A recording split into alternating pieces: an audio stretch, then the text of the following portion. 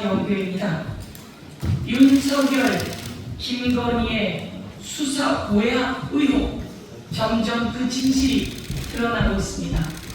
심우정과 김주연 민정수석, 윤석열의 민정수석이었던 김주연과 윤석열 검찰총장이었던 심우정이 비언폰 통화했다는 내역이 만천하에 드러났습니다. 어떻게 이런 일이 있을 수 있을까요?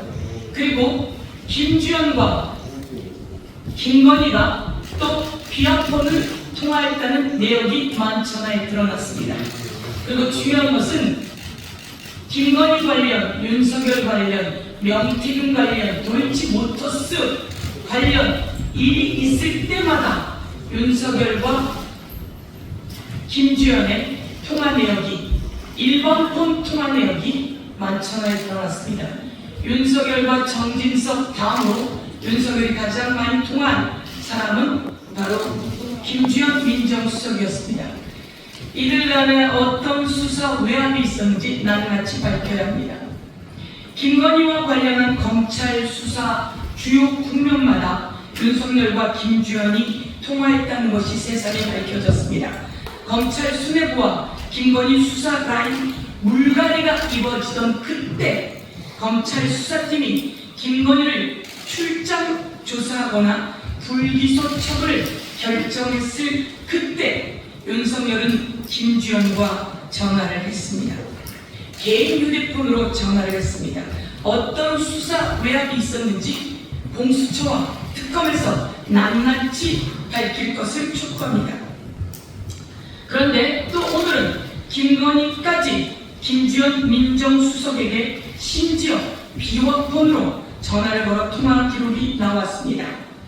검찰의 황제 조사를 받던 12일 전 김건희는 김주연에게 비화폰으로 전화를 걸었습니다.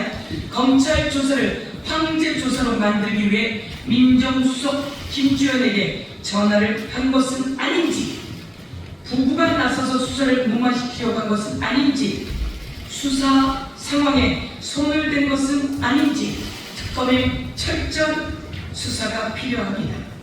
김건희의 행사 의정과 전혀 상관이 없는 대통령 참모의 민정수석과 김건희는 17분 49초, 15분 58초를 통화했습니다.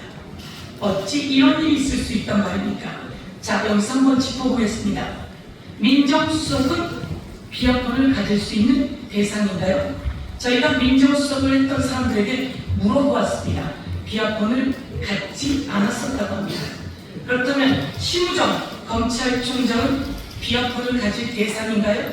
제가 법무부 장관까지 했던 박범계 의원, 그리고 또 김호수 등등과도 확인을 했습니다.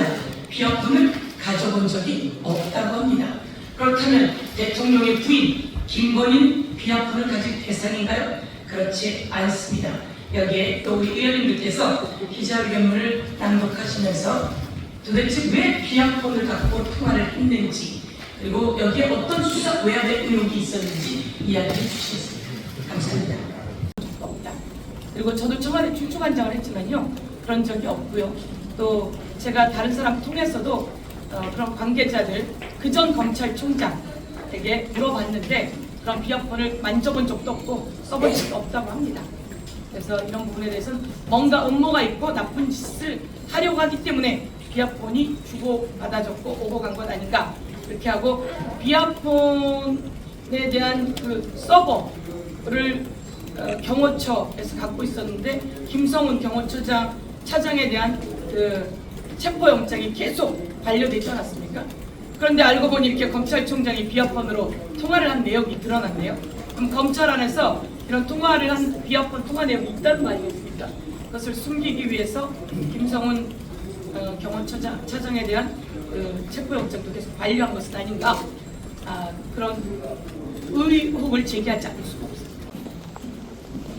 해외도 유통기자인데요. 검찰총장 비화폰 지급의 전례가 있는지. 검찰총장 하셨던, 서울중앙지검장 하셨던 분께서 말씀하십니다. 제가 검찰에 그게 앞으로 하셨어요. 앞으로 오시죠. 했는데 검찰총장에게 비약금을 지급한다는 얘기는 처음 들었습니다. 과거에 그 검찰에서는 강국과 직거래해주면 안 된다 이런 말이 있지 않습니까? 그렇기 때문에 검찰청법에 의하면 법무부 장관을 통해서 검찰총장만 지휘하게 되어 있습니다. 그런데 이거는 비약금 통화를 했다는 것은 수사나 또는 검찰에 직접적으로 관여했거나 이런 의혹이 일 수밖에 없는 거고요. 그 수사 일선에 근무하는 검사들이 가장 깊이 하지 말아야 할 것이 바로 그 용산이나 청와대와 직거래하는 것인데 이 법을 정면으로 위반한 행위가 아닌가 생각합니다. 아, 제가 발의하는 건요. 그건 조금 이따가. 오늘 제가 사실은 법안을 하나 발의하게 되는데요.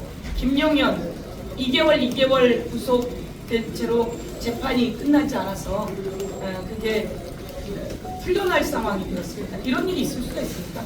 일반 범죄하고 내란 외환 범죄는 엄청나게 다르기 때문에 내란 외환의 범죄에 한해서 구속할 수 있는 기간을 중대한 사유인 경우에 각 신급마다 3년씩 2번 연장할 수 있게 최대 1년까지 할 수 있게 법안을 만들었습니다.